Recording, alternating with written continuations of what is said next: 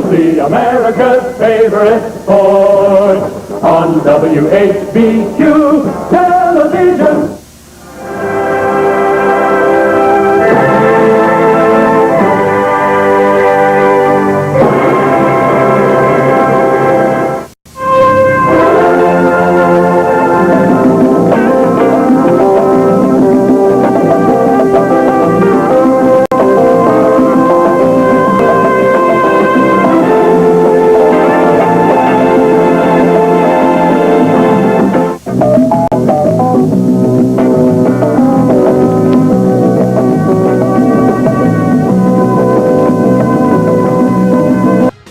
Talking Memphis Wrestling with Randy Hales and special guests.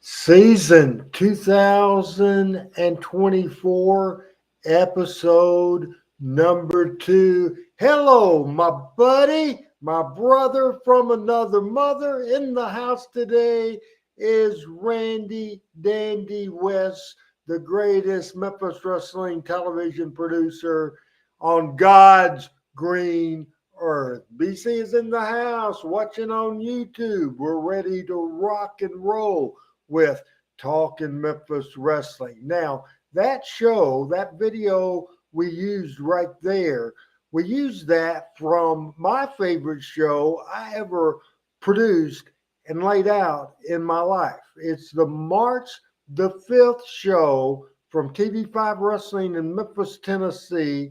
I love it because it was the go home show to Monday Night Memories on March the 7th.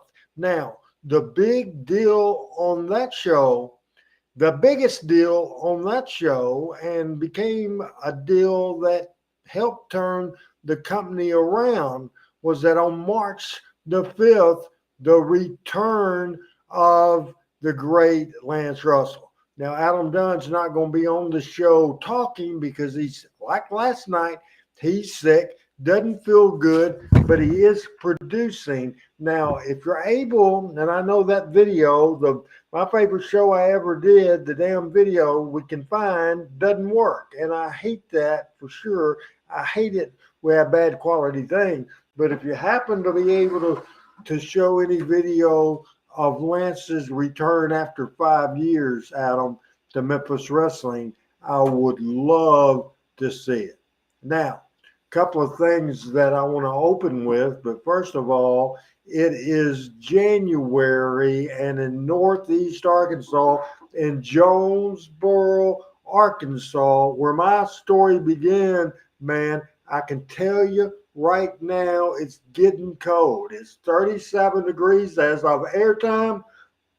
The wind chill is 27 degrees. Now, we're all over the place, and remember, the video quality, it's old, March the 5th, 1994, but this is Lance Russell's return. I apologize for the video, but you can tell how great this is. Hello, Alexander. Hello, LL. You'll love this show today, and everybody, Todd's in the house. We're starting good, but there's no better way to start than with the greatest of all time, the great Lance Russell, for the first time in 5 years, return to Memphis Wrestling television.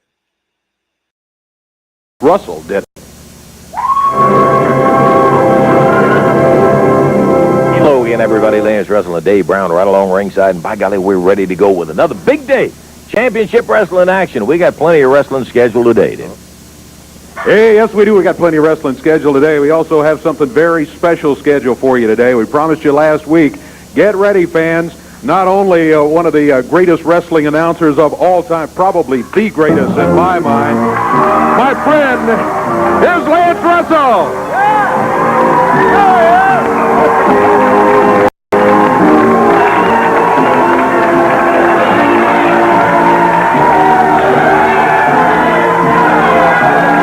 For the first time in 5 5 years. Welcome to this program, Lance Russell. How are you doing? I tell you, Dave, I am overwhelmed. It is such a delight to be back here. Absolutely. It's a thrill for us to have you here. I know you worked in various other things, and now you're retired. You're doing a lot of fishing and all that? A little golf and trying to get all those jobs caught up, those honeydew jobs, and it takes some time to do that. You bet. Can we put you to work here today? You better. Come on back around. Come on around. Sit down. I tell you what. Hey, no. I want to put you belong over here. This is your chair. Let me give you this microphone. Hey, thank you, Dave. Yeah, and I'll be right here, and let's go. Let's see, what do we have coming up here? We've got a couple of things coming up, but I think we better do that thing like take a break first, all right? Why don't we do that? All right, we'll be back in just a moment with more Memphis memories. If you have a prize racehorse, a thoroughbred, a champion, and he breaks his leg, what do you do to him? What do you do to him, Lance? You shoot him, right? That's a nice little bumper and a great show, because on March the 5th, as we were leading in to that March the 7th Monday Night Memory show, the way we started with some old openings from the past, and then Dave Brown explained a little preview of the show, and he also said, hey, we showed you how we used to do it. I want to show you how Lance Russell used to do it. We go with that. Then we went with Lance coming out in that great interview that was absolutely fantastic. It's fantastic. Adam, just send me a note back, because Michael has showed up, and I would like to re-show that same thing. If you would put a note in the producer note to tell me if we can play that, because after 5 years, the great Lance Russell returned to Memphis television.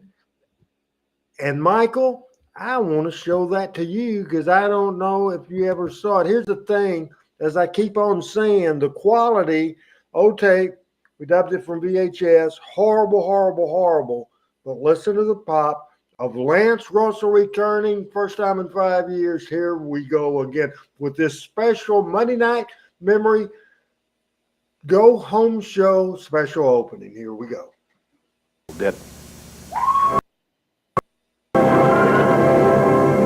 Hello again, everybody. Lance Wrestling, Dave Brown right along ringside, and by golly, we're ready to go with another big championship wrestling action. We got plenty of wrestling scheduled today, Dave. Hey, yes, we do. We also have something very special scheduled for you today. We promised you last week. Get ready, fans. Not only one of the greatest wrestling announcers of all time, probably the greatest in my mind, my friend, here's Lance Russell.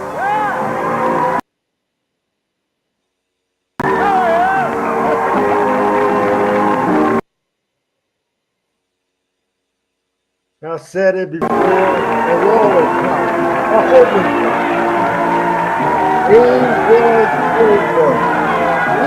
at these people.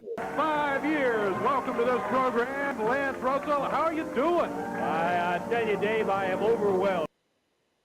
It is such a delight to be back here. Absolutely. It's a thrill for us to have you here. You worked in various things, and now you're retired. You're doing a lot of fishing and all that? A little golf and trying to get all those jobs caught up, those honeydew jobs, and it takes some time to do that. You bet. Can we put you to work today? Come on around, sit down. We have limited time with the great Michael St. John today. He's got some reporting to do and broadcasting to do at the Fun Radio Stations group, and he is taking a quick hour, but I want him to do a show and tell now. And the story you told me on the phone yesterday, I want you to tell that story. Here's Michael St. John and Joshua. Well, listen, let me tell you, I'm trying to get him to where he'll sit up here. Let me put you up here. Sit up here they want to see you on TV. Okay, ready? 1, 2, jump. There he is. Tell everybody on TV what you've been doing that you've started yourself. What are you doing these days? You're doing your own what? podcast. You don't have to sign language. You can talk. He's signing, folks. He started his own podcast or TV show. Are you doing your own TV show now? How do you do it? How do you do your TV show? You do it on your camera on your computer? Anyway, he surprised us all. And in fact, his mom and dad, Sunday, he came over here with his iPad and he wanted to show, and I wanted to get a copy of it, and I haven't been able to find out how to do it. Folks, if you know how to get a file, an audio file or a video file off of an iPad onto a main computer, we're looking to do that. But he's over here trying to get this other screen going. But the fact of the matter is he did his own quote unquote podcast. And where did you decide? How did you decide? Why did you decide to do your podcast? Why did you decide to do your podcast? Like you. Like me. Okay. So you want to be on TV like me? Well, what about Uncle Randy? Uncle Randy's on TV too. You like being on TV like Uncle Randy? Yeah. Well, are you going to continue to do it? Are you going to do another podcast pretty soon? Yeah. Well, come here. Look at the TV camera and let them know. We'll tell them we'll be we'll send them a copy of the podcast as soon as we find out how to get it on the computer. Okay. Okay. And tell everybody today what you got brand new today. What'd you get, Joshua? No, you got your shirt, but tell him what else you got. No. What was it? My glasses are over in Mia's room. You left your glasses in Mia's room. Oh, Yes. my goodness. Oh, my goodness. You better go get them. Tell everybody so long, and you'll see them a little later, okay? So long. Say bye-bye. Bye. Bye-bye. So That's great. it. Go He's find trying your to- glasses. Go get your glasses. I'm trying to get this going. You're trying to get it going? We'll get it going when you get your glasses, okay? All Go right. get the glasses and come back and see it. Randy, Greg Wayne says put on flash drive. Wayne Phillips says hello. Lucian is talking. PJ says how to Joshua. All kinds of people. All kinds of people. I apologize last week, people. We weren't getting comments on Restream from Facebook. So all you Facebook peeps, we didn't hear a word from you. And I hate that. I could tell the audience was there. We were just not giving that for sure. Michael, your opening thoughts about the video from March the 5th, 1994 of Lance Russell's return to Memphis TV for first time in 5 years. Unfortunately for me, I was on the West Coast while the majority of his absence was there. He was returning from his bout with WCW, was he not? Wasn't he coming back after that? Yes, and he took several months off, and it took me going out to his house. I've told this story before because Audrey did not want him to come back and did not want him to work for Jerry Jarrett, period. And he had those feelings too. So I had to go, and Lance said, I'd love to do it, but you got to come talk to Audrey and talk her into it. Said it's up to her. And that's exactly what happened. Well, you did a great job, and thank God you got him back because you couldn't. Memphis Wrestling is, Memphis Wrestling, the story can be told, but the story cannot be told without Lance Russell. And Lance Russell told the story for all those many years. And to this day, he's revered. And I think, the great thing I think about these podcasts is it has really exposed to a lot of people that weren't around for the live shots with Memphis Wrestling to see that the Memphis Wrestling of what it was and how it was with Lance as a part of it. And I think that's something that these podcasts, your podcast, of course, and some others have picked up on it too, but especially the podcast that you have done, Randy, has really kept and put Lance Russell in the right state of where people should revere him. We have a lot of shows that we feature Lance Russell and, of course, Dave Brown and certainly Michael St. John. And now there he is. Hey, Joshua, where did you find your glasses? Where did you find your glasses? He got him at the, go say that again. I got it at the eye doctor. He got him at the eye doctor, but he found him in Mia's room. Oh, but anyway, just back to what I was saying is the fact is that you are able, this has been a platform for exposing to people that have never been exposed to what Lance Russell was all about, what Lance Russell is all about. one thing I want to do right now, and you led me right into this, and Adam had pitched me an idea, and I'm thinking, how am I going to fit this in? But you just fit it in by saying what we do. We expose people that a lot of people might not have seen. Same TV, March the 5th. It's Lance Russell, it's Jerry Lawler. As this is the induction, the very first ever induction into the Memphis Wrestling Hall of Fame. And we'll watch it now. Sam Bass. Well, if I'm honest, I gotta say he's looking good. Lance Russell. Yes, haven't changed. Man, I'll tell you, I want to say banana nose so bad. Well, what's keeping you? I know well, you. Because I guess the fact, Lance, that I haven't seen you so long, and somebody told me, they said, well, when you see Lance, you know, he sort of looks the same, but he's got a few more. He said he's got a few more wrinkles. But Lance, now that I see you, that face would hold a 5-day rain. Look at this guy. No, come on. I knew it was coming. No, you're looking great, Lance, and it's so nice to have you back here. And that's enough lies. But anyway, Lance has got to be right. They say the good die young, so Lance will live to be about 150 years old. And we want to have you back here. Will you come back some more? I tell you, I'm so enthralled with this Memphis memories right now. I'm ready to get back and be a regular part of everything that happened. It's been so great.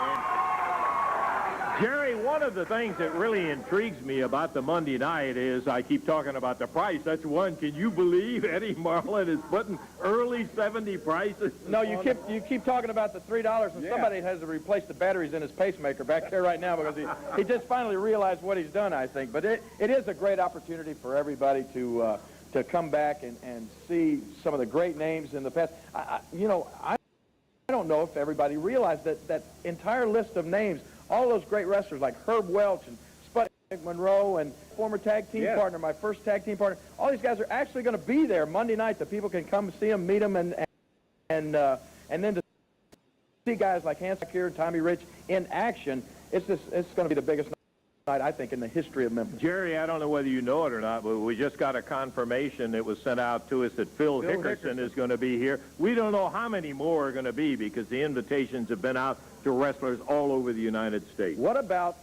the mouth of the South, Jimmy Hart? You think he's got... Well, he is planning on trying to. We're going to call Jim and see if we can put him on the griddle today and see about whether he's going to be here. I got to admit that song and that video was probably the greatest thing that I've ever seen, but I just can't... That's right. You got to give the devil his due. And maybe Jimmy Hart has had a change of attitude.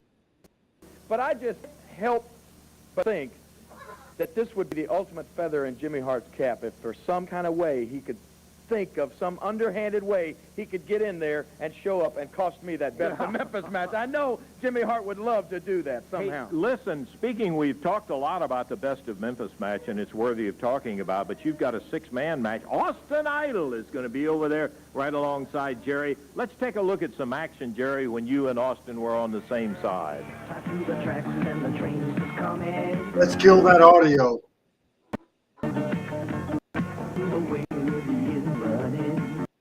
I've had a lot of big matches in Memphis, but I heard Eddie Gilbert out here running his match earlier. Title, ring, nothing means as much as that Best of Memphis. That's right. And, you know, I have had opportunities to go and wrestle in all corners of the world, but I've always made Memphis my home. This is where I was born, this is where I was raised, and this is where I've told the fans that I would stay. And if there's ever a match that I feel like I have to win, it's Monday night, because I feel like I have been the best of Memphis wrestling, and I feel like I will continue to be after Monday night. Well, that's what we're having that little get-together for. Jerry, this is the time right now. I want to interrupt our talk about, well, not related to Monday night, but do something. This is going to be the first... Again, okay, apologize that the video is jumping. I am aware. It's just an old video. Here, we're going to make it because it certainly involves Jerry the King Lawler. As I know that he would want to lobby for it, and he agrees. Can we get that picture out here and the plaque? As the first inductee into the Memphis Hall of Fame, here's a guy who was as wily when it came to managing as possibly could be. He knew about wrestling. He knew how to take care of his charges, and his charges were Jerry Lawler and Jim White. Our first and B into the Memphis Wrestling Hall of Fame is going to be Sam Bass.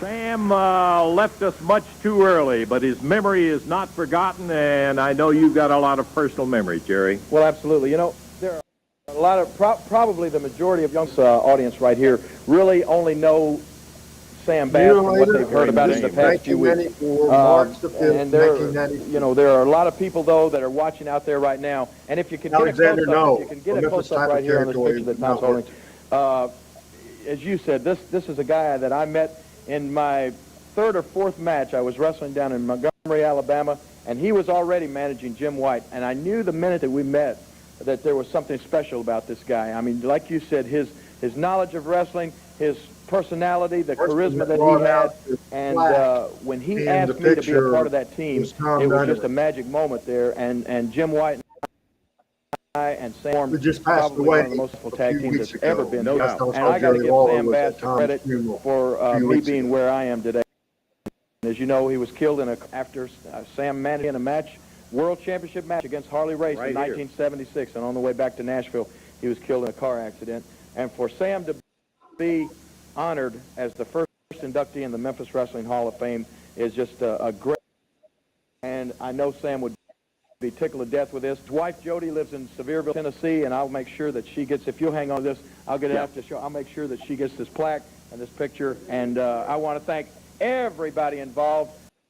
And I know Sam Bass would want to thank you too. Let's have for Sam. Sam Bass, the first official inductee into the Wrestling Hall of Fame. Yeah. All right, there you go. Michael, quick thoughts on the induction of Sam Bass. Quick thoughts there, because we want to bring in a kind of late Pat Trammell who is on the road. Your thoughts on Sam? Just real quick. I learned a lot. I've never seen that film before.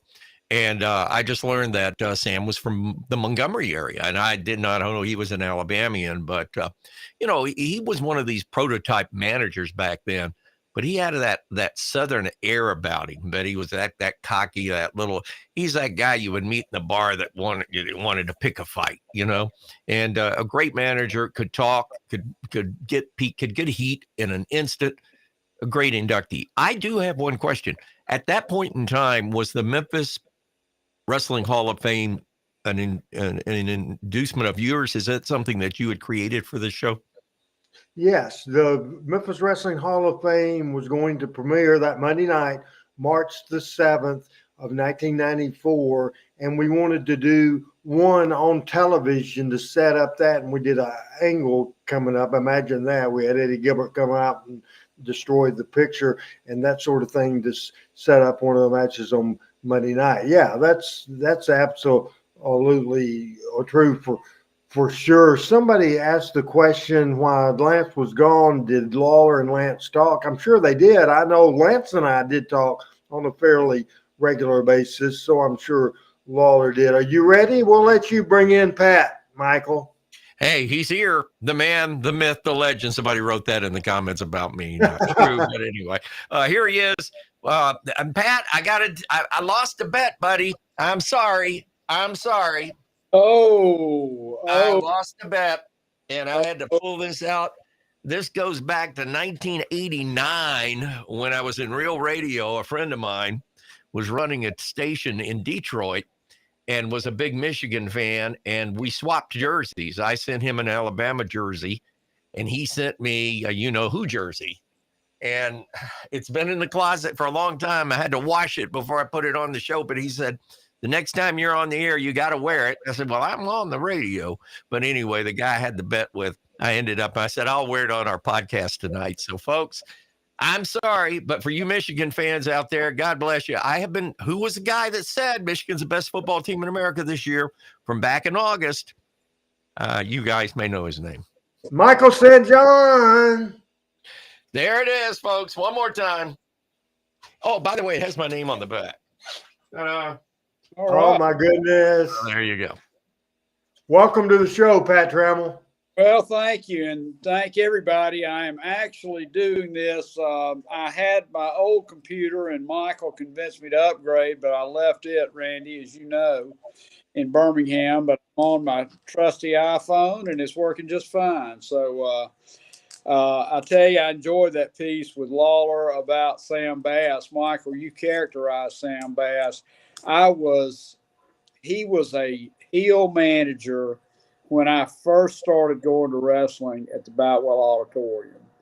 And when I saw Sam Bass with that black hair, with that Brill cream or whatever, Vitalis, whatever you put in it, and the goatee, he reminded me of a guy you would see shooting pool in a VFW with sawdust on the floor that would lay you out with a pool cue anytime you got out of line. Terrified of that guy. He was a great character, and I never met Sam, but everybody I ever talked to, and the person that always talked very highly about him was Tojo Yamamoto. Tojo thought Sam Bass was like the best manager ever. I can tell. We'll talk a little bit, and I don't know if we'll get it in. We're almost 30 minutes in the show. Michael has to go away in just a little bit because he has radio business going on. But I was going to talk about mentors, and one of mine was Tojo Yamamoto. And it comes up, Michael, you mentioning that Tojo loved Sam Bass. I rode a lot with Tojo. So leaving Memphis, headed to Nashville at the 169 mile marker, and that's where the wreck was. I can't tell you how many times we stopped, pull over on the shoulder, and we had earlier stopped and got a beer, and Tojo would pour beer on the graveside or the death site, or poured it on the ground, that sort of thing. So you're 100% right. He loved it, and Adam had a suggestion for you to if you could, Pat, turn the TV sideways. So if you can, maybe that will make it. There you go. Now you're full screen. All right. We've had Joshua here tonight. We've had the cat on the screen. We have Michael freaking St. John wearing Michigan colors. I'm in shock. You lose a bet, Randy. You got to live up to it, brother. Oh, I'm telling you, and you're an honest man. Chris Pires, who is the nephew of Don Bass, said,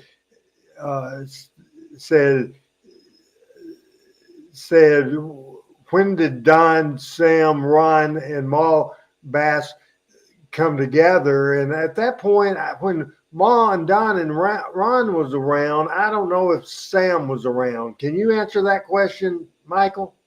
No, I cannot. I remember those characters and I remember those people, but I cannot remember that.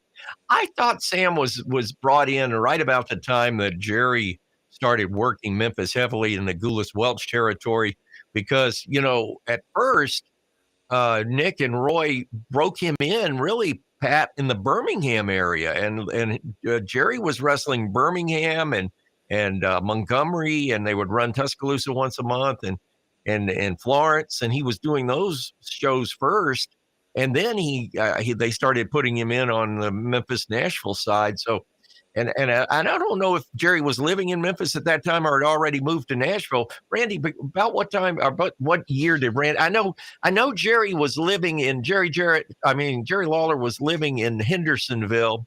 I know this for a fact in 1979 because my ex and I, we had a second child on the way, and we needed a bigger house, and we started looking for homes, and he was living on Saunders Ferry Road, and our agent that was looking for a house for us had said, I got a house I want you to look at. Well, we go through this house, and there's wrestling memorabilia, and I'm like, whose house is this?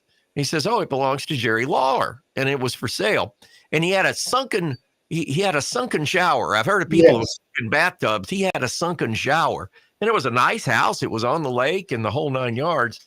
And unfortunately, we didn't end up buying it. We ended up buying our own or building our own house at the time.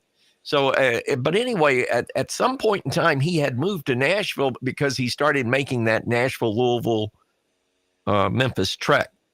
He moved to Nashville for, I'm thinking 74, 75. He was definitely living in Nashville in 1976 or in Hendersonville when Sam passed away. He was absolutely, for sure, 100% there. Folks, Beau James will be our special guest as we start the second hour. We talked about the Plan B video. We talked about the Tennessee 5.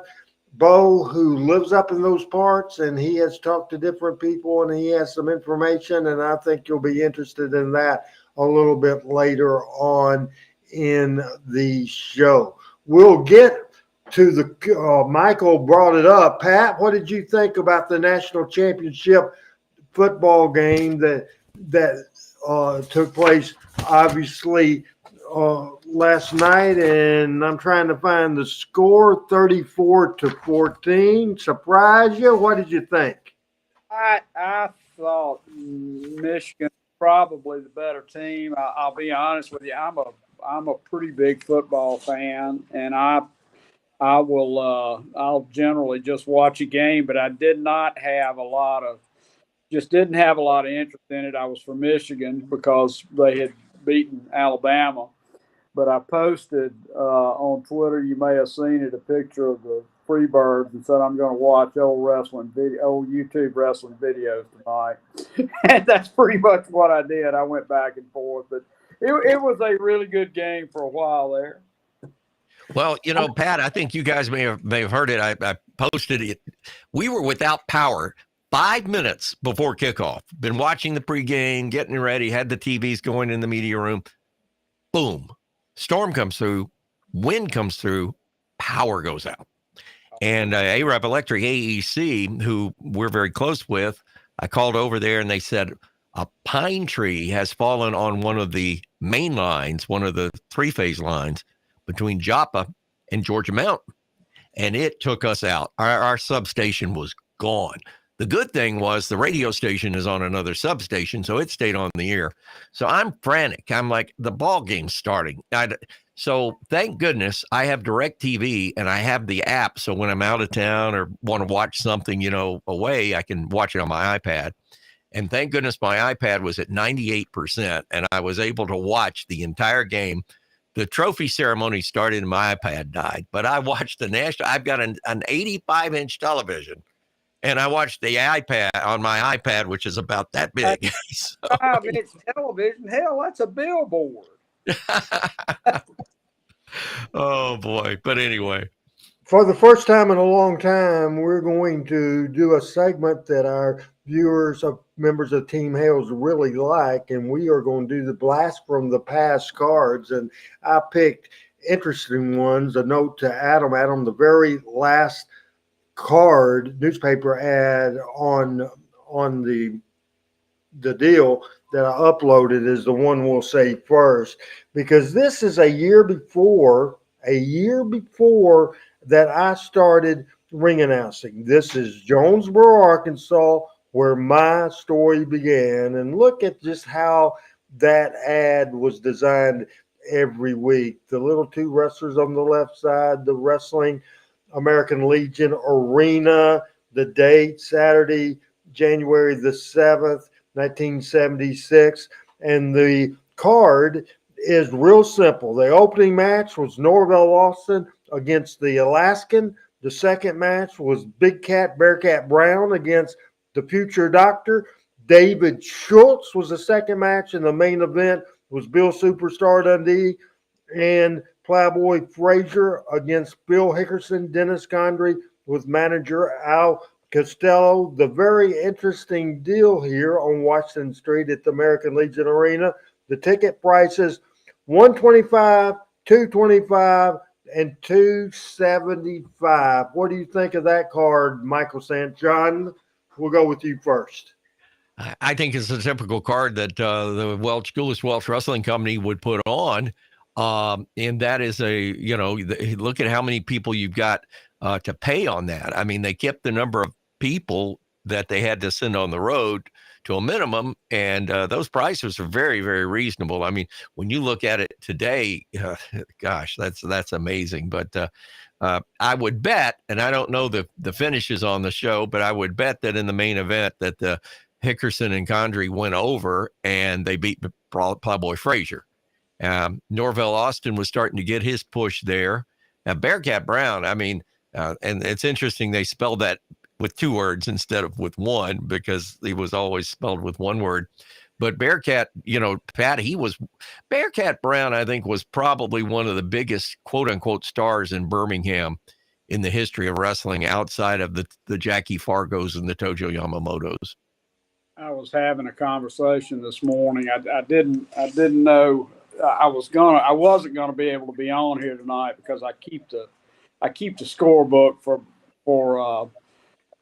the Altamont Schools basketball team, and our head coach Richard Ford was a professional player in South America for a dozen years, and Richard's African American. And I went to school this afternoon, and there's nobody there, and I called him. He said the power's out, so it's canceled. I said, well, I'm going to Georgia, and I can do my wrestling show tonight. And he said, what do you mean? So we started talking, and I was explaining to him how Lynn Rossi and Bearcat Brown had as much to do with integration in Birmingham, Alabama, as Dr. King did. And so we're going to get together and have lunch, and I'm going to walk him through that, show him some pictures. But I'll tell you on that card, and Randy, I'm curious to know something after I make this comment. One of the most unsung tag teams in the history of Memphis wrestling was on that card. And that was Condrey and Hickerson. Absolutely.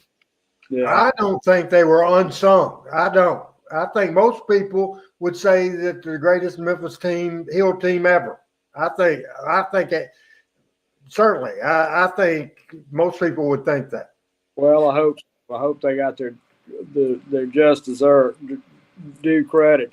Randy, how many people did the Armory seat? The American Legion Arena? Yes. 800 people, 900 people if it's jam-packed. Okay. Had a ring light, was a wash tub light above the ring, and the wrestlers used to have contests. Like Tommy Rich would tell the heels, said shoot me in for a backdrop, and then he would like to get up so high and kick the light bulbs out of the lights, and then bugs would start coming out onto the mat and all that, and the American Legion people would get mad, and Eddie would get mad because they would bill Eddie the light bulbs. that is hilarious. You're right about kickers. I'm sorry, Mike. No, I was going to ask that same question. Who was the Alaskan? I know I've seen his name. I don't think I've worked with him. I'm not sure. I know who the Alaskan was at one time, and I just not really 100%. I think it's Jay York. Jay York. I think that's who it is. Another interesting card, and we'll look at the second card. We're skipping about 10 years and go to January the 6th, 1986. This is an interesting thing. This is an interesting card. It's at the Western Kentucky State Fair in Hopkinsville, Kentucky on January the 6th, 1986. Ringside was $6. General admission was $5. And I'll start in the first and go to the end. The first match was Pat Rose, our buddy, friend of the show, against the Honorable and Imperial Tojo Yamamoto. Now, I'll read this whole card, and then you'll think, why the hell is Jerry Lawler the second match on the card? Really, I can't really answer that.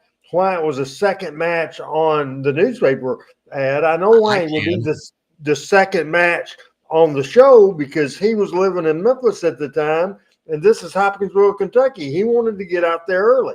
But the second match, a great match, Jerry Lawler against Nature Boy Buddy Landell. The third match, Superstar Bill Dundee as a heel against Coco Beware. And the main event, the Sheep Herders against the Fantastic. Pat, what do you think about that card at the Western Kentucky State Fair on January the 6th, 1986? I would have paid big money to see that card.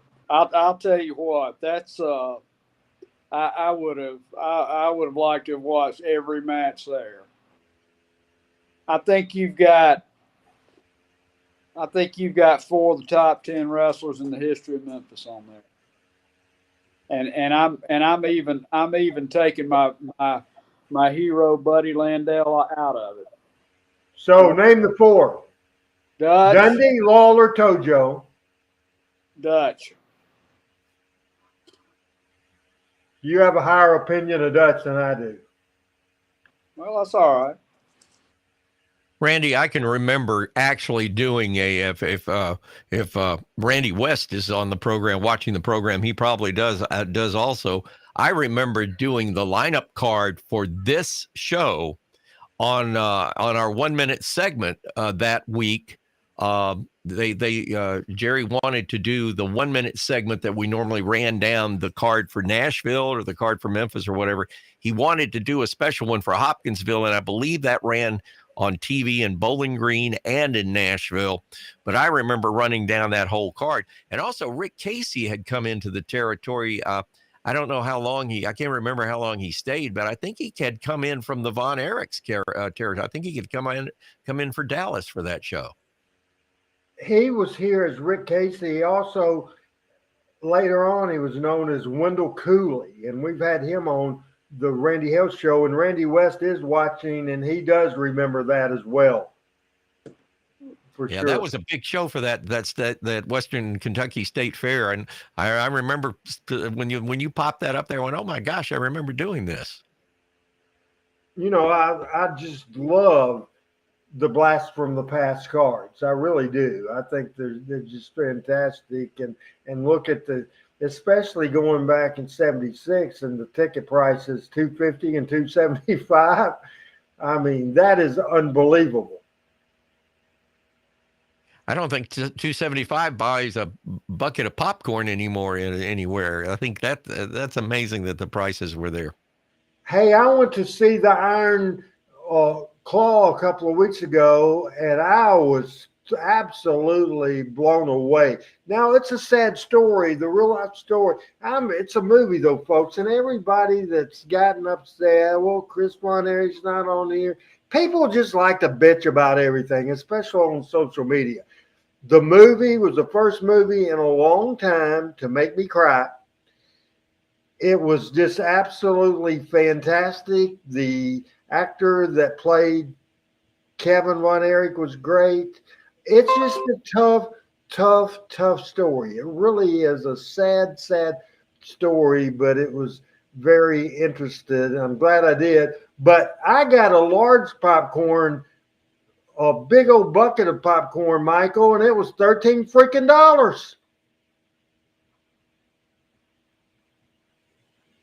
Goodness. Can you believe that? $13?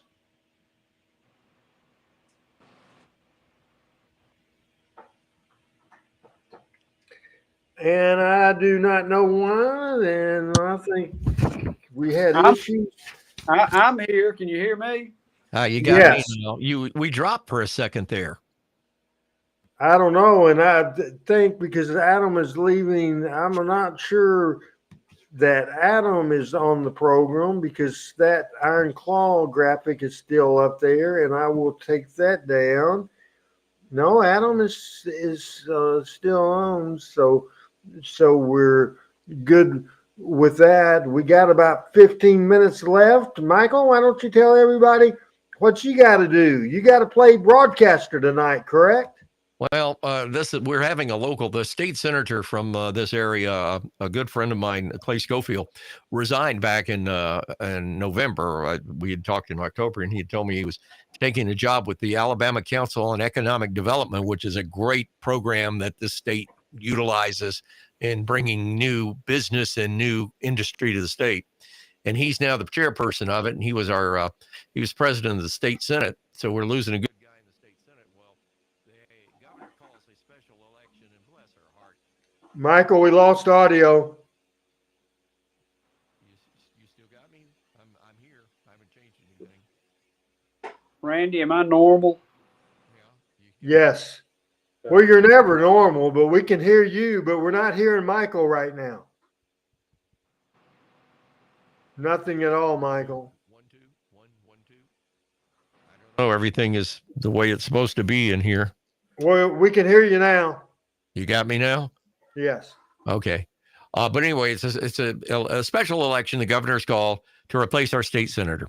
And the two state legislators in the House that are in Marshall County are battling each other. And then there's a third person that is not in the politic rings that also got his hat in the ring. So anyway, the election was called for today. We had terrible storms last night. We had power outages, the whole 9 yards. I voted at 3:00, and there had only been 558 people voting. So it's a small turnout, but we're replacing a very important position. And the gentleman that Archie Anderson, who covers things for WRAB in a long time, is actually broadcasting an away basketball game tonight. So it sort of fell in my lap. He said, "Now you're going to do the election coverage at 9:00, right?" And I'm like, okay. And so, unfortunately, I've got to take leave at 8:00. Yes, that is a good deal. How about it, Pat? Would it be easy for you to broadcast election results? Would you like to do that? Because I wouldn't have a clue. I was afraid I'd butcher somebody's name and get the offices wrong. I don't think I do good at that at all. Well, Michael knows everybody in the county, so we, in Chattanooga, they used to post those things at the city hall for the city elections, and everybody'd go up there and stand around. There'd be a fist fight or so. It was pretty entertaining. It really was. Now, this is coming down at the Gunnersville courthouse. They will post it online, but they actually put it online after they put it on the board at the courthouse. So there is a little bit of a lag time, and we've got to put it on 3 radio stations here. So unfortunately, it'll probably be about a 20-minute thing, but it's part of what you have to do. But I have really been looking forward to this show. And one of the things I've been looking forward to, Randy, is, we got into at the end of the show last week, and I had a bunch of folks comment on how much they enjoyed the show last week. But at the end, we sort of got into that thing with that video, the Knoxville 5 Plan B video, and the Plan B video. Yeah. Beau James will be here at the top of the hour with additional information. Well, I'm going to watch. I'll watch the replay on Twitter, but I can assure you that after seeing that was an eye opener to me. And Pat, I guess in any kind of business, especially when you're in a cash business like wrestling is and was back then with the territories, there's always somebody trying to, I guess, take your knees out, so to speak. Yeah, it's kind of surprising there wasn't more of that. And I'm sure in the old days before, I don't know. I mean, I mean, it's always been that kind of business. I mean, Jerry Jarrett turned heel on Nick, and the winners write the story. The stories are written by the history's written by the winners. So. Well, and there was the Battle of Atlanta between on WTBS back in the days before it was the Superstation, when you had Ann Gunkel and you had Paul Jones, who I guess Jim Barnett got involved there on the Paul Jones side of things, and that was a war that really played out on Saturday night TV. Everybody talks about the 6:05 broadcast of what became WCW. They forget there was another broadcast at 7:05 that was Ann Gunkel and Thunderbolt Patterson and all that crew in a completely different context. Mm-hmm. The original You know, you knew Tom Ernesto. Tom Ernesto was Ann's booker. That's right, and he was one of the assassins. And he and Tom. I always thought Tom was a good booker, but I do know that he had his ups and downs. I think he did very well in Atlanta, and I think he shit the bed in Memphis, so to speak. Yeah, and Nashville at the time he did Nashville, he had the Dutch Mantel Randy Savage piece of business, and they did real good there. He was the last run of Los Angeles wrestling. Tom did good there, and he did good in Puerto Rico. He just didn't. And we've said this about Cornette. We're watching on Monday nights Power Pro Wrestling, the 13 weeks that Cornette, it was kind of forced by the WWE because of the situation kind of falling out I had with Jerry Lawler anyway. WWE was going to pull my deal unless I let Cornette do the booking. And Cornette grew up on Memphis wrestling, but what he did was more like Mid-South wrestling, Bill Watts wrestling. It wasn't Memphis wrestling at all. And we're just now over that reign and back to me back in control, and just all the difference in the world. You're either Memphis wrestler or not. One quick question before you go, because we brought it up. We talked about everything last week, including music. Best song, favorite song of all time. I gave that homework. Pat, your favorite song of all time? In a Big Country. Big Mountain? In a Big Country. In a Big Country. That one. Yeah. The group. I think the group was Big Mountain, correct? Oh, the group is Big Country. Oh, the group is Big Country. They did In a Big Country. Okay, that's right. Because Big Mountain was a disco group. Sorry about that, Pat. Stuart Adamson was the guitarist who could make the guitar sound like bagpipes. Stuart passed away in a hotel room in Hawaii 2 weeks before my son Wyatt was born. He was living in Nashville at the time, and his wife was with cut hair, and she was my barber. Wow. So, wow. Small world. Do you know they were on Polydor Records back then? And there was another group on Polydor Records about the same time that was breaking in that had an 8-minute and 36-second version of a song called Frozen Love, which was huge in Birmingham, Alabama. The group's name was Buckingham Nicks. That's correct. Who later became Fleetwood Mac. Yeah. Okay. You know that there's at least a long article and perhaps a book of the songs and careers that have been launched in Birmingham, and you've had some of that, my friend. And there's a list this long. Most recently, who is it that Rob Thomas is in? Oh, not Blink 182. Rob Thomas was help me here. Lead singer of Rob Thomas. He was with Santana. He did the song Game of Love. Matchbox 20. Matchbox 20. That's it. And then Sister Hazel as well.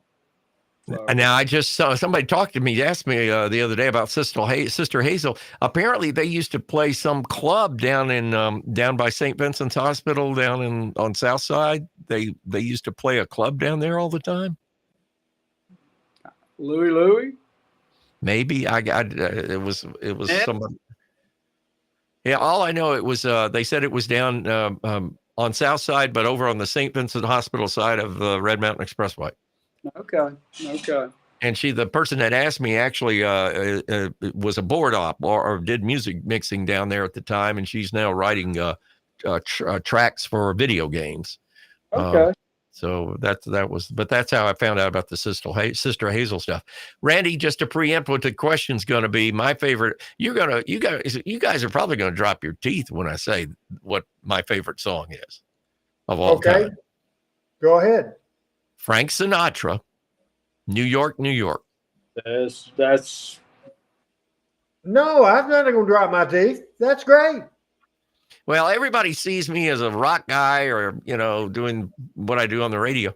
When I'm listening by myself, I had the opportunity to see Frank Sinatra with a friend of mine at the Sundome in Tampa, Florida, the night before the Super Bowl between the Oakland Raiders and the Washington Redskins. I think it was Super Bowl 16.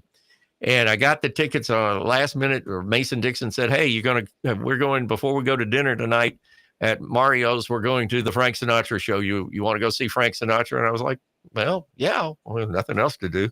And didn't think nothing of it. I mean, it was like, okay, we're seeing some old guy sing. Left the concert, feet that high off the ground. Never saw a concert like it or ever since, before or after. And New York brought down the house. Phenomenal. And that became my favorite song. Where did you see the concert? Tampa, Florida, at the Sundome at the University of South Florida. I would give a whole lot of what limited money I have to be able to go back in time and see Frank Sinatra live. I actually did get to see him a second time in 1995 at the Hollywood Bowl. And the problem was that it was on Tuesday night, and we worked late on Tuesday night to put out our Hits magazine on Wednesday. And I didn't get to the show until about 10 o'clock, and he was halfway through his set, and I stood in the back and watched him from the backstage area in the back and couldn't hear a whole lot, but it didn't have that same feel. And of course, he was much, much older. He was in his 80s at the time, but phenomenal entertainer. But when I saw him in Tampa in 1984, it was incredible. My favorite song, I'm going to go with probably the song I've heard and sing more than any song of my life. We got to go with the church song, and I'll give you two different versions. My favorite song, Amazing Grace, without a doubt in the world, because as I lay down at night, that's the last thing I'm thinking. Amazing Grace, how sweet that sounds. Let's say, the whole thing. I like the Elvis version, and I like the Statler Brothers version. So, Michael, your favorite version of Amazing Grace? The one that I'm in the church hearing when it is sung by the choir. I don't think there is a choir alive that can't do Amazing Grace that just blows your mind. And that's my wife's favorite song. Melanie's favorite song is Amazing Grace. And we now sing that in the Catholic Church. It was never a hymn until over the past few years, and now we sing it all the time. And it is one of the greatest songs ever written, without a doubt.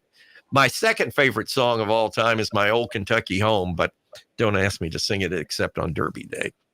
Frank Seaton says his dad saw Frank Sinatra in New York in the late 40s, and wow.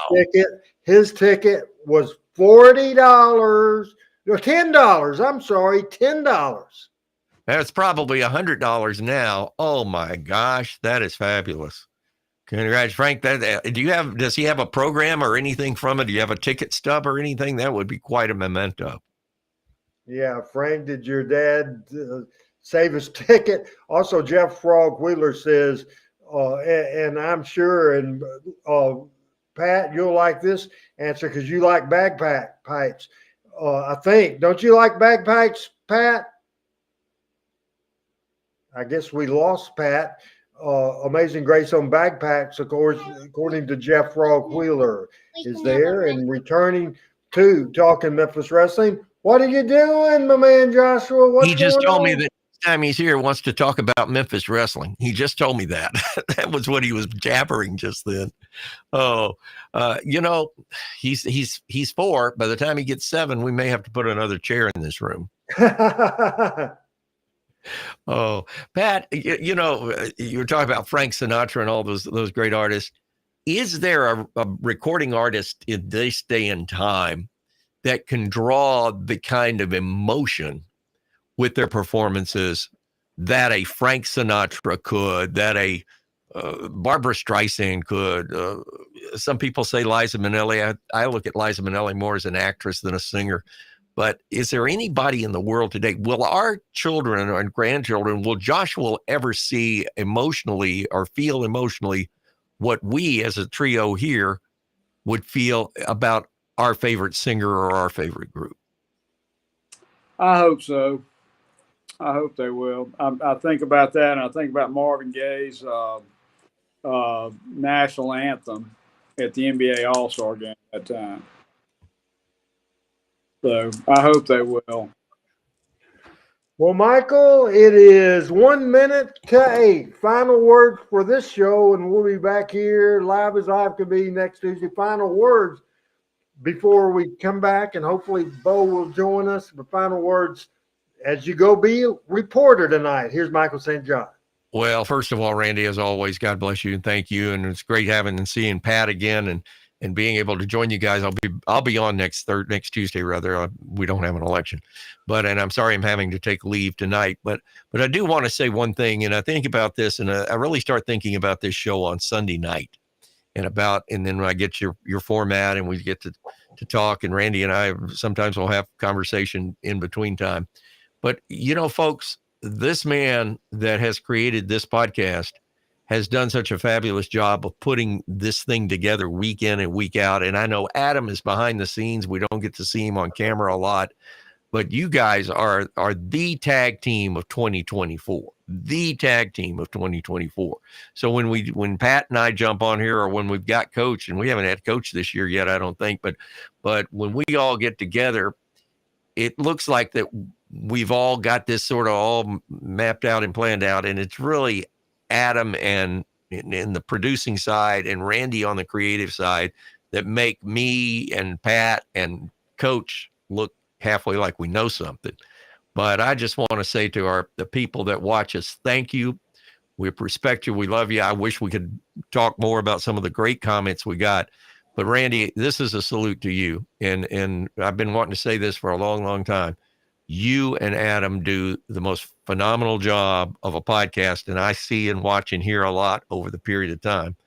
But some of these major podcasts that are going on, and I'm not putting rose-colored glasses on to say this, but in my opinion, they don't hold a candle to what we do. I sort of, with more promotion, I think this is in the atmosphere of the Jeff Jarrett podcast and the Jimmy Cornette podcast and maybe one or two others.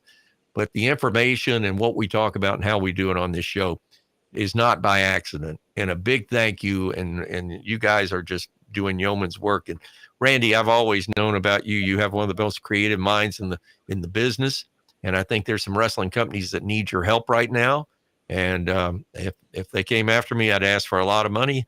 But you have always had this with this business. And, when you put Pat and myself and Coach on here, you make us look good. And I just wanted to say that. I know that's a long thing to say, but I couldn't be here without you guys and without Pat and without Coach. But you guys are building this platform, and it's certainly, I don't want it to go where it's unnoticed. And I know our people watching it notice it, but maybe not to the degree that Pat and I and Coach do. Absolutely. I appreciate it very much. Thank you a lot, Michael. Get to your business, and we'll see you next week on Talking Memphis Wrestling. Thanks a lot. You were great today, as always. We'll see you next week.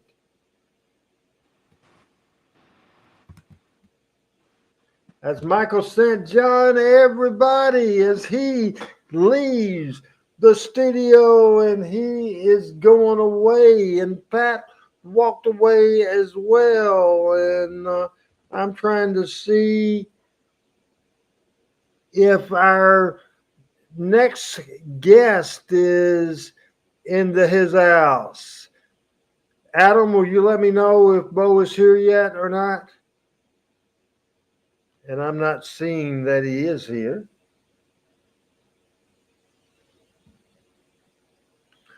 All right, we're going to take a little break, and I will get it started. We saw a little bit of it early, one of the greatest things ever, and I love seeing this. Love it, love it, love it. Monday Night Memories by Jimmy Hart.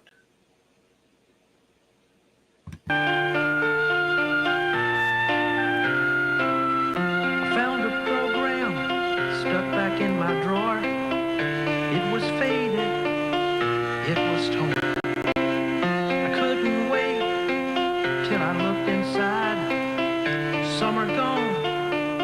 some are still alive. I watch them every Saturday on TV.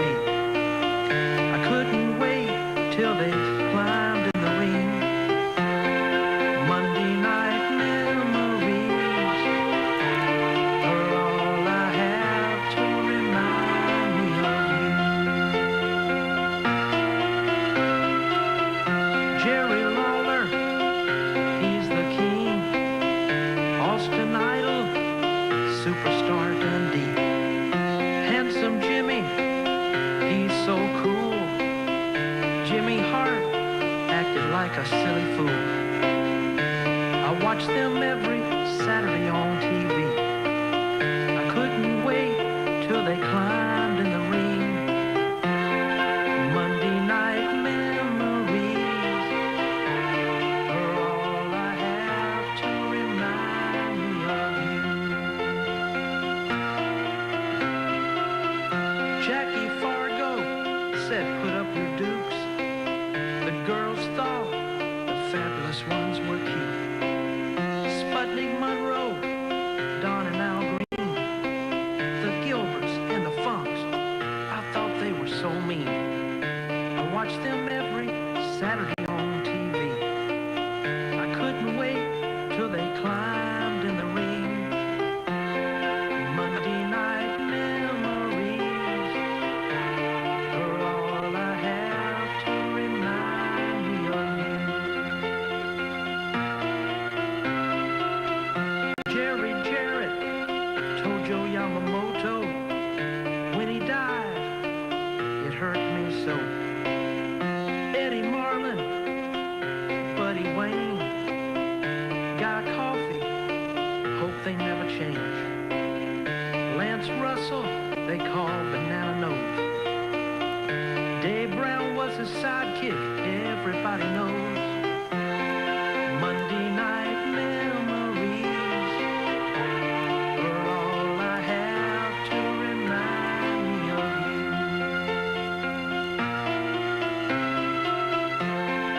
Monday night memories are all I have to remind me of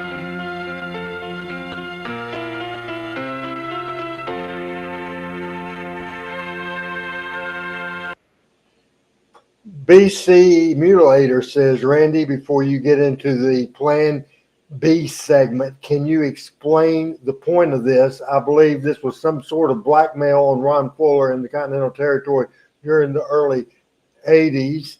Thanks. And no, Ron Fuller hadn't even started the Continental Territory. That was Southeastern Wrestling. And by the time that video was gone, and my guest today will explain that Ron Fuller was out of Knoxville for sure. We'll talk about this subject, Plan B. We talked about it in devoted an hour last week on the program, and I thought it was important for us to have a absolute expert of East Tennessee wrestling returning to Talking Memphis Wrestling for the first time in a long time. And he has a lot of things to say about this, and Pat will have some questions, and so will I. Hey, Beau, you look good, man. Thank you. I got to apologize before I start. RH, as you know, during Christmas I had the flu, which has now led to some kind of infection or bronchitis, so my throat is in and out. I may have to take a drink. I got cough drops, and I just took some cough medicine, so hopefully I'll be able to make it through all this. So I'm looking forward to it. I watched most of the program last week when you were showing the video and talking. And it's shocking to see that video the first time, especially with the people that are involved in it, and to realize the careers that they went on to have after that video was made. And some of those people in that video are very special to me, like Ron Wright and Ronnie Garvin. They were mentors to me, dear friends of mine. And, it was a crazy time in the wrestling business, especially in East Tennessee. But the thing that most people don't understand That video was never made to be shown anywhere except one place, or it would have got out years and years ago. I've had a copy of that video for over 30 years. And it was a highly guarded secret, and the entire video was a bluff.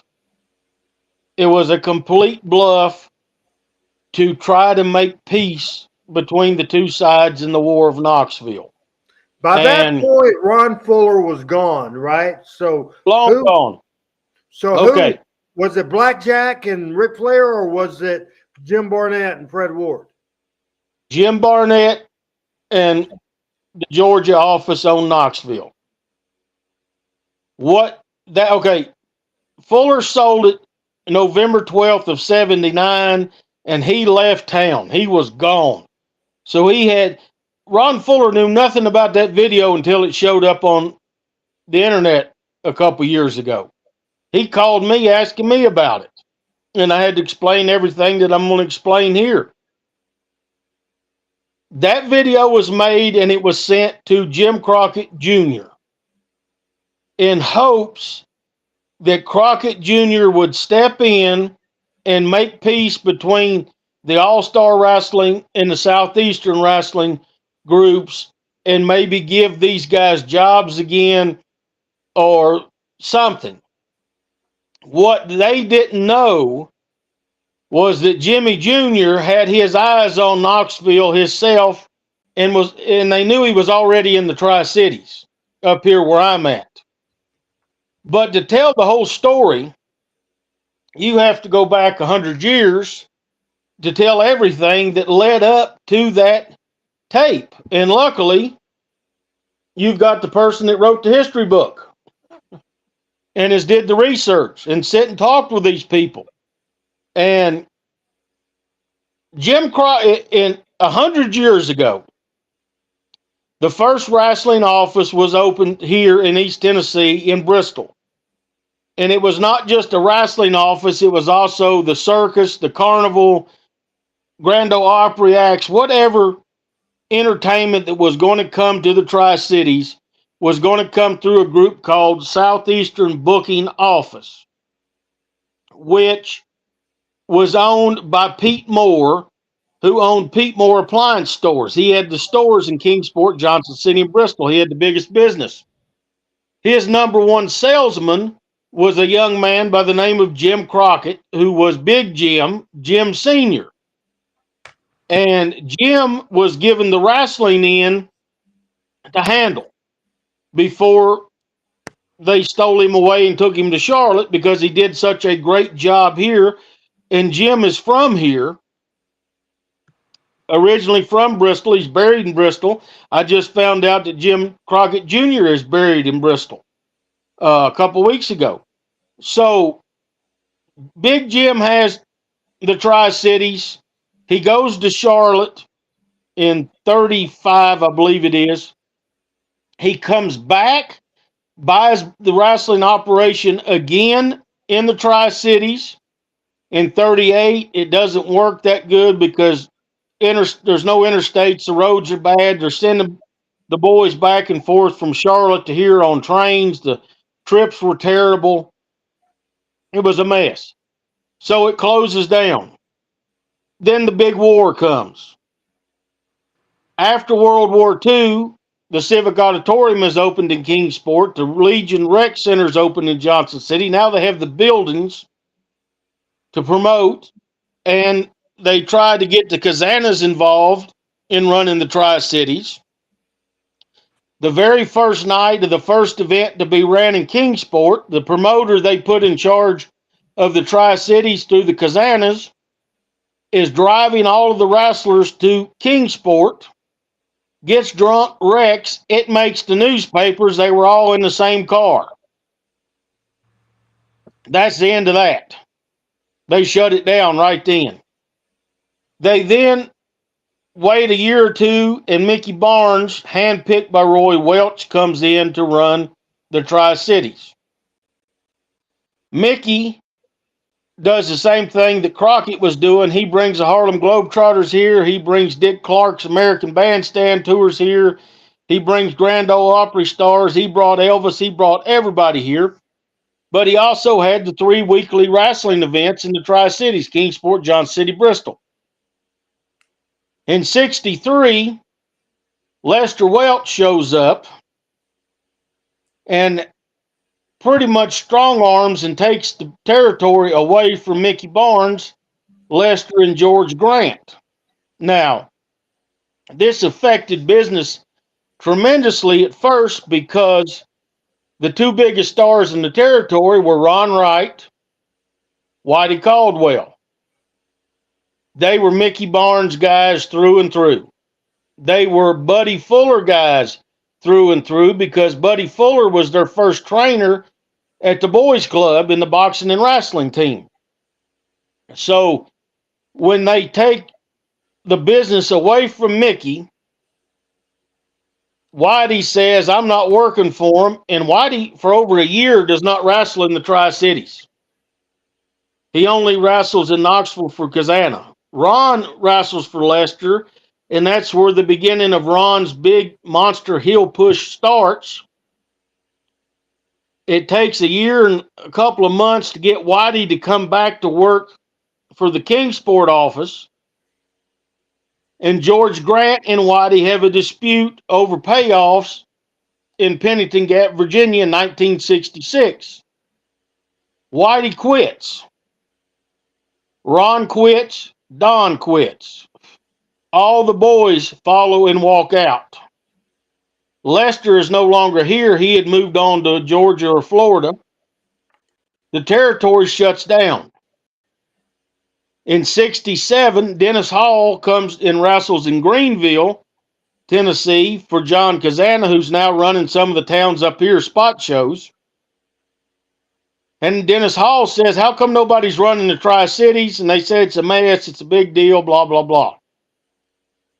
Dennis calls Nashville, pays Roy and Nick for the rights to run the Tri-Cities.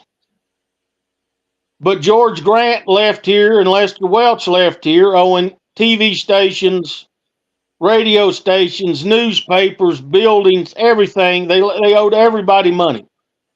So it's a hard reprogramming and rebuilding of the territory. Dennis stays about 6 months. One night in Kingsport, in the dressing room at the Armory, he walks over to Ron Wright and says, hey, I'm leaving. Do you want to buy this? Give me whatever you think it's worth. And Ron, Don, Whitey, and another man named Jim Hayes, who owned Jim's motorcycle shops here for years, bought the territory. When they bought East Tennessee, the Kingsport office, the first thing they did was cut Nick and Roy out. They didn't need them because the biggest stars lived here. Ron, Don, Whitey. Frank Morrell's now wrestling. Another man named Ed Wolf they've broken in. They have their own crew. But they also have a great relationship with Jim Crockett Sr. And Ron and Don and Frank and all of them would work in Roanoke and Bluefield and Asheville and different places for Jim Crockett at different times. When Whitey gets killed in 72, Nick calls to make peace and say, hey, boys, y'all are going through some times. Everything's bad up there. We understand that. Let us send you some crews up there for the next few weeks while you guys mourn this and handle business and do whatever else. And they agreed. And then it became Nick Goulas and Roy Welch present wrestling again in the Tri-Cities. They were sending the crew, but Ron and Don still doing the promotions, still paying a booking fee. It's still their territory. They tried to come in after Whitey was dead and strong-armed their way back into the Tri-Cities. And Ron and Don and John Kazana in Knoxville said, no, you're not taking it. You're not doing it. It ain't yours. They paid for it. They run it. It's their deal. So there's a lawsuit in 74 where All-Star Wrestling, that was the name of the promotion here in Kingsport, sues Nick Goulas and Roy Welch. And Roy Welch and Nick Goulas sue them. And it goes back and forth and back and forth. What most people didn't know, a guy by the name of Johnny Weaver had 10 points in the Kingsport office with Ron, Whitey, Don, and Jim Hayes. He is the right-hand man to Mr. Crockett in Charlotte. So in early 74,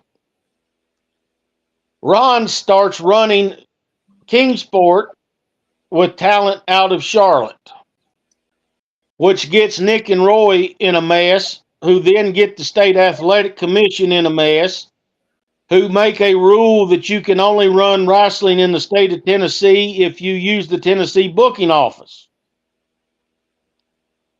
So, bad blood between Kingsport and Nashville. Caught in the middle is Knoxville with Kazana. They're still fighting. Business is dropped because Whitey has died. He was the star. He was Fargo to this part of the world.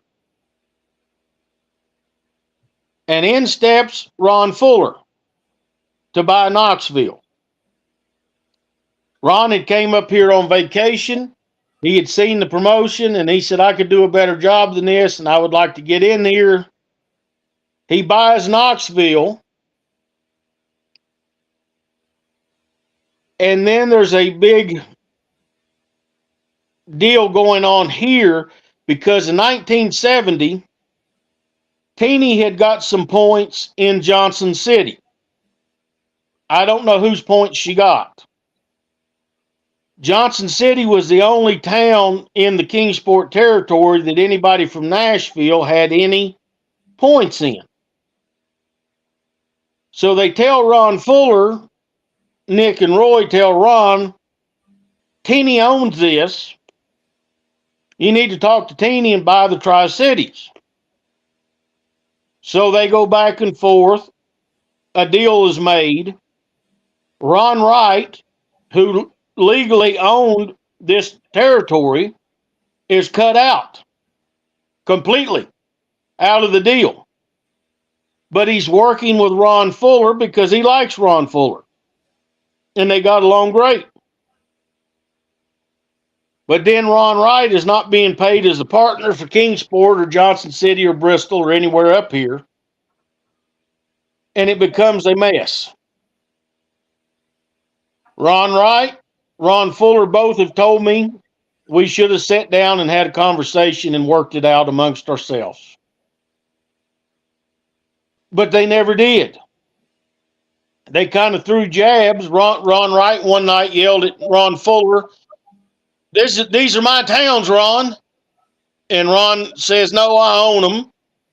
So when Bob Roop comes up with the idea to steal the territory from Fuller, he gets in Ron Wright's ear because he knows he has to have Ron Wright on his side.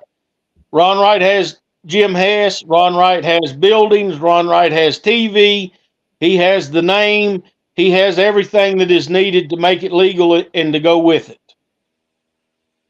Then he gets in the ear of Garvin, Orton, Malenko, and a few others, makes them believe that they're not being paid right, that they're being cheated, and all kinds of stuff, and they jump, and they reopen All-Star Wrestling. Garvin himself has told me, Ron Wright himself told me, Bob Orton Jr. himself told me, and Dean Malenko told me on behalf of his father. They regretted jumping ship and going opposition more than anything they'd ever done, not just in their wrestling career, but in life. Because Ron Fuller was taking care of them, paying them very well. They were making good money. But some hard feelings and greed got in the way. They tried to take it. This is not Atlanta. This area is much smaller at the time than it is now. You can't support two full-time territories battling over these cities. And it damaged both of them. because the Garvin, Orton, Wright, and those fans of those people went with All-Star. Southeastern had their fans. Nobody's making money. Nobody's drawing. Nothing's happening. It's in court. It's on TV. They're exposing the business of who is related to who owns what. It's a mess. All-Star lasts from June of 79 until June of 80. Then it's closed down. That video of Plan B was made in April or May of 79 as a last-ditch bluff. It was all they had. Hopefully, Crockett will step in and make peace, and they all can go back to work for each other, or they can get these other guys booked in another territory. So that's what led up to the Plan B video.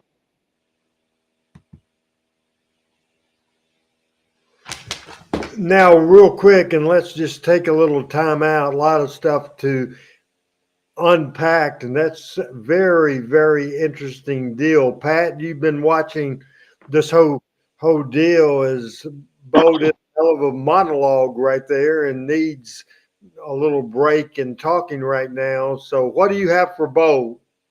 Well, And any commentary you may have. That's why Beau's been interviewed by the Smithsonian Institution, and that's why wrestling in East Tennessee. I did not know it went back 100 years, but and I did not really realize. I guess I did know that Mr. Crockett was from there, but I did not know that he kept those ties like he had done. Mr. Crockett had always looked at what they were doing as a continuation of what he started. And he was very proud of Ron Wright and Mickey Barnes, and he was very proud of what they had did with this territory here and how they had kept it going for so long. But one of the things you mentioned, and you mentioned Nick and Roy Welch getting into it, and the Tennessee Athletic Commission, and I've heard different people that have a historian's understanding of wrestling in lots of states talk about the Athletic Commission and their influence. The Tennessee State Athletic Commission was created, invented, started, and handpicked by Roy Welch. Okay. Everybody that sat in that office while he was alive was somebody that he put in that office to make the rules for him. Okay. So that's how they could make the rules at any time about you can only use the Nashville booking office to run anywhere in the state of Tennessee. Well, is it accurate? And I have suspected this, but I don't know that I've ever expressed it. And I seem to think I have a memory of a story, and I think maybe Cornette told it, that Bill Watts basically had a similar understanding, if you will, with the Louisiana. Yeah. And if somebody wants, let's say I'm in Birmingham, and I decide I'm going to run Chattanooga, or I'm going to run Jackson, Tennessee, or I'm the Pafos and want to come run Nashville. There was in fact real rules about who could wrestle where, and I guess if you were Roy Welch and you owned the guy or the commission, you could keep out pretty much who you wanted to. Is that what I'm hearing? Okay. Right. And that's what they did. And there was no and here's the thing about all of this. I love the history of this business. I love people that are on both sides of this war that was going on. I was a kid. I was too little. I wasn't involved in the wrestling business or anything else. But these are my heroes turned friends, and sometimes you got to look at it and go, it's the wrestling business. And Randy knows that from growing up in the business. It's a love-hate relationship. It's a love-hate business. It's what have you done for me lately business. And what happened after Roy passed away and Nick is in charge, Nick didn't play the same games and take care of the same people and scratch the same backs and all that stuff. That's how the Poffos came into Tennessee. That's how Lou Thez started running Tennessee. That's how other opposition groups came in, because the athletic commission let up on the rules a little bit. And Mr. Crockett was behind that because Mr. Crockett considered East Tennessee his. He wanted it back. And in 76, Louis Tilley is booking for Ron Fuller, and Louis says, hey, Johnson City, Channel 11 is on the cable system all the way through Virginia, West Virginia, Kentucky, and everywhere else. Let's go run West Virginia, because Louis Tilley had been in the West Virginia territory in the 50s and 60s when it was red hot. They go run Bluefield and Mr. Crockett, but now it's Jim Jr. says, wait a minute, you crossed the line. You went past Marion, Virginia. You came into the Crockett territory. He drove to Bristol to Channel 5, WCYB, the NBC affiliate, which is like Channel 5 in Memphis. It reaches 150 miles in every direction of the state line of Tennessee and Virginia. And the program director of Channel 5 and the former wrestling broadcaster at Channel 5 and the newsman at Channel 5 is a man by the name of Walter Crockett, who is Big Jim's brother and is Jim and David and Jackie and Francis's uncle. He then puts the TV on Saturday afternoons at 1 o'clock, Saturday nights at 1 a.m., Sunday afternoons at 2 p.m., the biggest station. And he comes into the Tri-Cities right against Fuller. So if you want to know who won the East Tennessee War between All-Star Wrestling and Southeastern Wrestling, Jim Crockett Promotions is the winner. Yeah. And the only person that they break the black ball on and hire back into the Knoxville territory when they make when Barnett sells to Crockett, Flair, and Mulligan, the only person they hire is Ron Wright, because he was so close to Jim Sr. And they give him a job. What year did the Tennessee Athletic Commission, when was it abolished? The mid-70s or the early 70s? No, 1980. Are you sure it was that late? Maybe. Yeah, because the paperwork we have to show how much Ron Wright and all them lost with All-Star is through our Athletic Commission papers. Yeah, it was 80 or 81. That's interesting. But by the end of it, it wasn't much to it. Just pay your taxes and they left you alone. Right. A lot different than it was when Roy had the vision to start it. He had the vision to keep everybody out. What else do you have for Beau, Pat? Well, the one thing I want, Beau, is Beau, show us the book. Where can we get the book? If this is the first there's 3 more that hopefully will be out this year. This is the 60s. The first chapter of it is a 100-year history lesson of wrestling here in the Tri-Cities. If you're in America.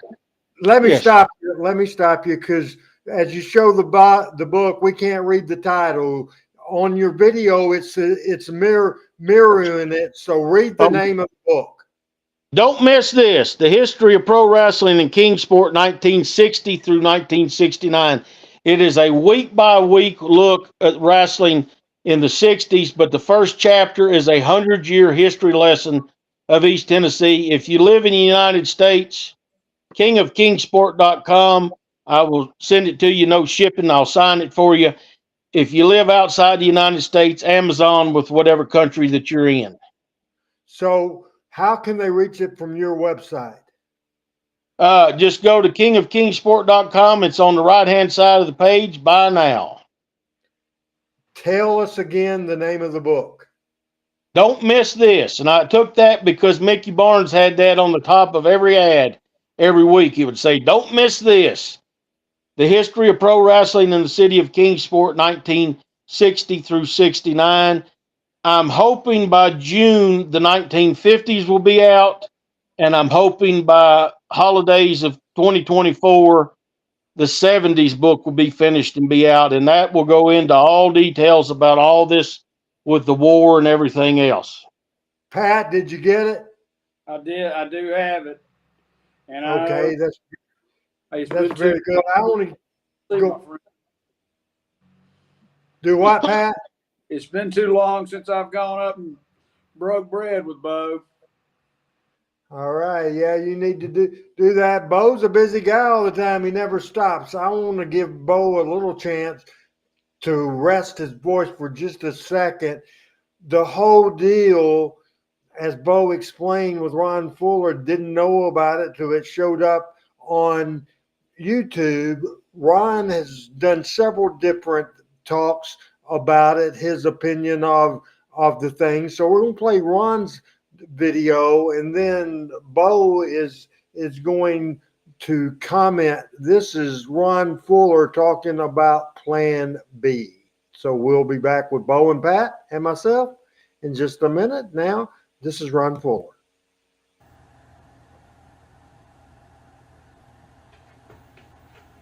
I hope. There we go. Hello, my name is Bob Roop. No, that's the Plan B video. My function here today is to introduce. All right, so I guess we're not going. That is the man that is responsible right there, Bob Roop. Now, let me ask you a question as far as takeovers and trying to steal somebody's territory. The information is out that Bob Roop had tried to steal Roy Shire's promotion in San Francisco. How did that information not get out, Beau? I don't know. And Ron Fuller and I have had a discussion about this, a long discussion. Certain people told Ron Fuller be leery of Bob Roop, but would never tell him what to be leery of.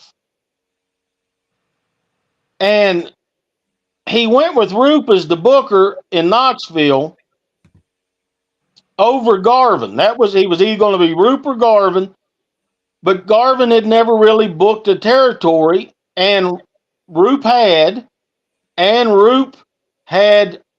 started with Fuller in Florida. But Kevin Sullivan and other people told Ron Fuller, hey, you need to watch him. You got to keep your eyes on him. But they never would tell him why. And why nobody ever made that public, I don't understand. Because, Randy, if somebody was trying to steal Power Pro from you and I knew about it, I would be right there going, hey, ARH, you got to watch this asshole over here because he's getting ready to try to take this thing. And vice versa, if somebody was here trying to steal what I've got. Right. And I don't understand why it was never said, but it was known by some people. And what's the old saying about, when something's away, the fox will play, or whatever. Yeah, I got you. When the mouse will way, the cat will play. Or something like that. Yeah. Ron's in Alabama. Robert and Jimmy are in Memphis. Buddy's in Memphis. There's nobody here watching the house. That's exactly right. I think I I think I found that video, and if this is it, we're going to let this play through. We got 22 minutes left in the show. This is from Hannibal TV. Now, Hannibal we is a got off piece of track shit, a bit there, but and is a horrible the short interviewer, version but this is all I could the find. wrestling war you dealt with that was very messy, I guess. Yeah, it was really horrible what they were doing. Now, I don't know if you've seen this very recently. They must have done this in '79, but somehow it's not been seen for 30 years. And I just saw it about 10 days ago myself. It's on the internet now. It's a segment with all 5 of those guys, with Bob Roop, Ronnie Garvin, Bob Orton Jr., Boris Malenko, and Ron Wright, the 5 guys that were part of my crew that wanted to try to take the territory. And after they couldn't take the territory, they did an interview in which they just basically said, here's the business. It's all bullshit. You know, I mean, I've never seen anything as bad as this thing. I watched it the other day. Everybody that's seen it, they want me to, my impression, what do you think? You know, well, I wasn't really surprised. I was surprised that they didn't really show it back in '79. I don't know how it got buried for all these years, but that's a pretty amazing piece of film there. And then they talk about, after they do the first one, on the fact that every match I've ever had, they knew who the winner was going to be, and there was all, you know, it's never had a real wrestling match in the history of wrestling. That's basically what they're saying. And they each one came out and said, I never had a real match. I never had a real match. And they all did the same thing. And then Rube comes on at the end and says, this isn't the end. He said, this is just the beginning. We're going to talk about the homosexuals in wrestling. We're going to talk about the blood, how you get the blood. We're going to talk about, I mean, I was like, God. What was that aired on? Huh? Where did that air at the time? It's right now. It's out there on. It's on YouTube. I'm sure it's on YouTube by now. But did it get out initially? Was it ever released? No, okay, it wasn't released. No, it wasn't ever released. Yeah. Too I'd bad never seen it. 2020 didn't have that for their. Well, good for wrestling, but yeah. Yeah, and you got all 5 of those guys, one at a time, come on the camera and say the same thing. And you know, I was like, I couldn't believe it. How in the hell, man? I couldn't figure out. They did everything in that wrestling war that was horrible. It's just ridiculous what they did. But I was really surprised when I saw this that they didn't do that when they had their last television show. When they were closing down, I'm surprised they didn't put that on there and just go ahead and kill it. Just kill it. What they basically did in that wrestling war is Knoxville was dead for 5 years. It took me 5 years to build it, and we started in a little dinky building with probably 1,000 people, and we end up wrestling in a coliseum with 9,000 or 10,000, and filling it up every week. Wrestling was tremendously hot there, and they murdered it so badly. When I sold it to Jim Barnett, he could never draw money in there. He sold it to Ric Flair. He sold it to Crockett. Crockett sold it to Ric Flair and Blackjack Mulligan. No one could go in there and draw money again. We went to Pensacola. I sold it. I went to Pensacola in 1979. In 1985, I had Southeastern down there in Pensacola, was doing big business, and I changed the name to Continental, and we went back to Knoxville. First night we went back, I took everybody that had been stars in the 70s there. My brother Jimmy, Rob, Barb Armstrong, Stomper, just a fabulous card, and sold out Coliseum again. First night, we went in there for years, and just it's like we never left. So for the war itself, you mentioned you had to get Dick Slater, who has a reputation of probably being one of the top 5 toughest wrestlers that people talk about. Why did you need to surround yourself with some of the toughest guys? Was there outside of the ring stuff going on during? Oh yeah, there were all kinds of things going on. I mean, it happened to be that Dick was there. He was there before it started.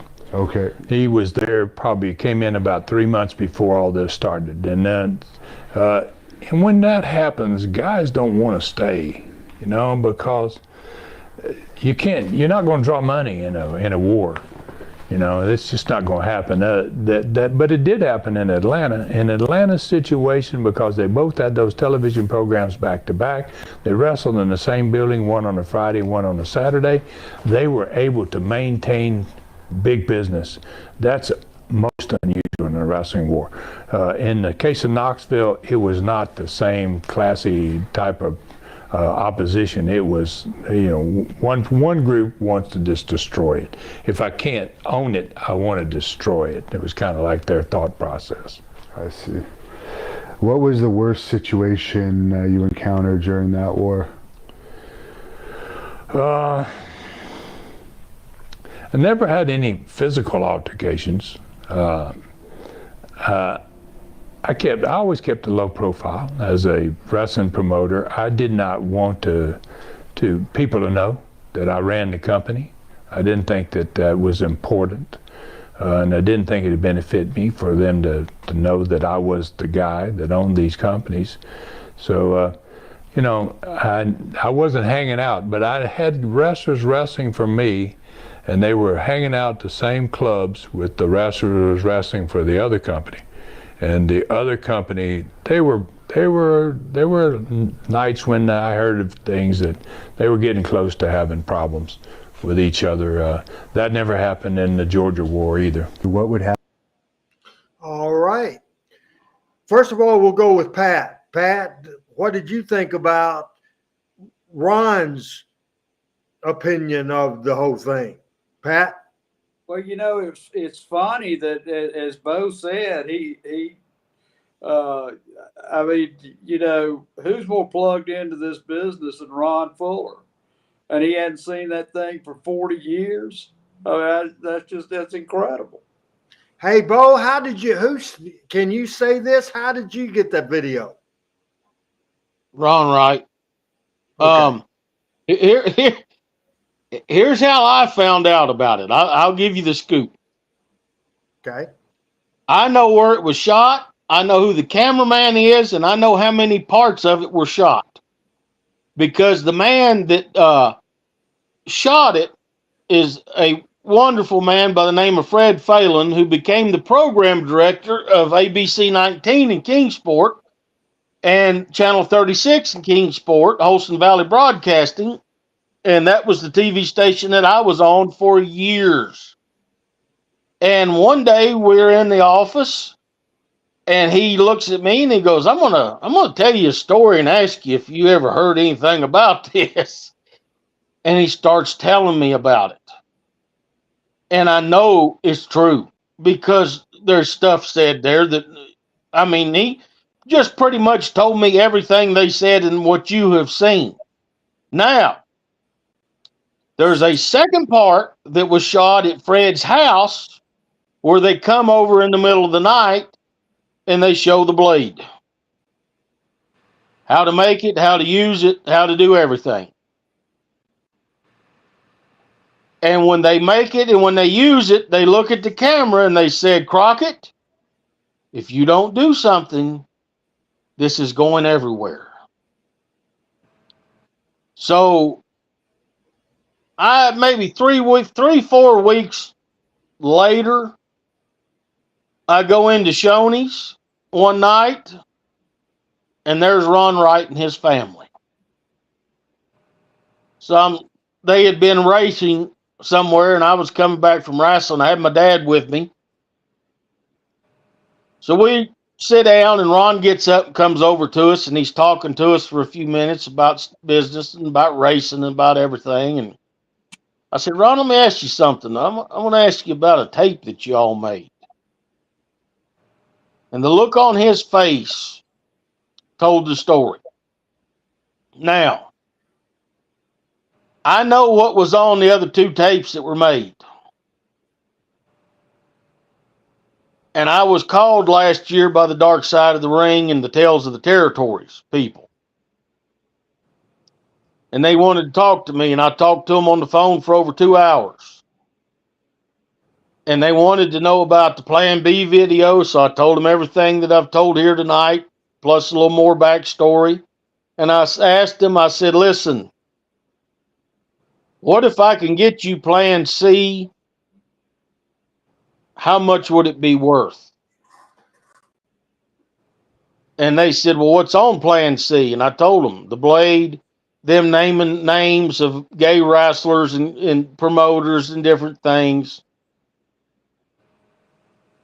So they said, where is it? I said, I think if it still exists, I know where it's at. I can get it.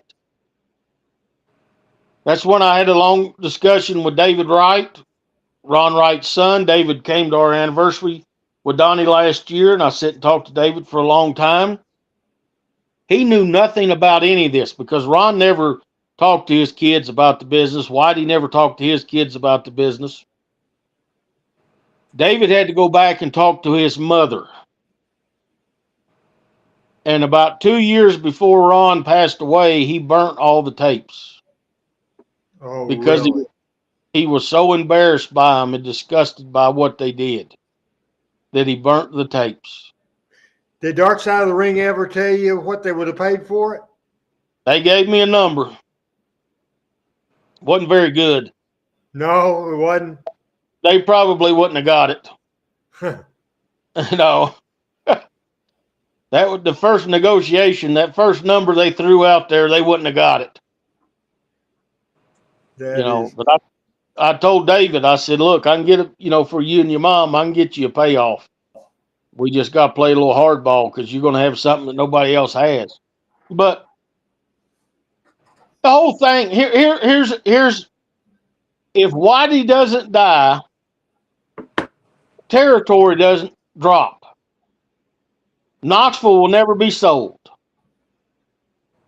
If Big Jim Crockett is alive, when this war starts, he would have stepped in and ended it right then. He would have stepped in and made some kind of peace. I don't know what it would have been, but he would have stepped in. But both of them were gone. Times had changed. And Crockett Jr. is already looking at expansion because Atlanta has already went into Michigan, Ohio, and West Virginia. So he's going to go East Tennessee, East Kentucky, and expand his West Virginia loops. It's just, it's a shame because Knoxville ended up lasting until 89. With the 5-year break in there that they had to let it sit dark. What kind of business could they have done? Could it have been a USWA that went into the 90s? We'll never know. Here's another interesting piece that you may not know about this, RH. Quick story. We're running out of time. In 70, Jerry Jarrett came up here and worked for a week and tried to buy the Kingsport territory from Ron Wright and was going to put his brother-in-law in charge of it. And Ron and Whitey said no, they wouldn't sell it. That is interesting. No, I did not know that. Yeah. That's very interesting. Hey, Pat, do you have a last question for Beau?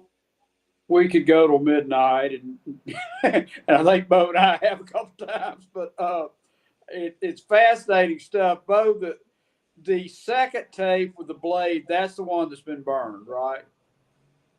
The second and the third tape was burnt. Okay. Yeah. Okay. Beau, let's tell them one more time where you can get, where everybody can get the history and everything else you have available at King of Kingsport. KingofKingsport.com if you're in the United States. If you are outside the U.S., go to Amazon. I don't want to pay the custom fees and everything I got to do to ship it. That's one great thing about Amazon. Don't miss this. The history of pro wrestling, 1960 through 69. Bios, rare pictures, week by week look at the territory. First chapter is a 100-year history lesson on East Tennessee wrestling. Hadn't had you in a long time, Beau. Thank you very much. Tell everybody hello. And the last question, the hardball question I'm going to have to ask you, and I don't need a typical long-winded answer, Beau, but how's Waylon? Waylon's great. I just put him to bed right before I got on here. We're getting ready for ball season. We start practice in about 4 weeks, so we're getting ready for baseball. Defending champions, right? Yeah, we move up a division this year. Well, that is interesting. Thank you, Beau. Join us again, my friend, okay? Randy, thank you, Pat. See you, Beau. Tell your dad I said, hey, look forward to seeing y'all soon. Beau James is with us. Al Tuttle says, what a show tonight. Randy West says, interesting show tonight. Ronnie Crowder says, good night, everybody. Final, in the middle of the show, Adam is not feeling good at all. He just went away. That's when we were froze on a picture at one time, so he went away. So halfway through, I've had to do both. But this has been a great show. Next week, I didn't get through a whole segment of what we were going to do today, Pat. My mentors in pro wrestling, and I will talk them all. Eddie Marlin, Jerry Jarrett, Jerry Lawler, Bill Dundee, Tozo Yamamoto, Lance Russell and Dave Brown, Jim Cornette, Tommy Rich, and Doug Gilbert, part of it. Of course, high on the list will be my friend Randy West, Frank Morrell, and Jeff Jarrett. People I've mentored, number 1 would be Brandon Baxter. Number 2 will be Wolfie D. Number 3 is Corey Macklin. Number 4, even though Jerry Lawler did more than I did, I was the booker on his first babyface run. So I would say number 4 is Brian Christopher. Number 5 is Derek King.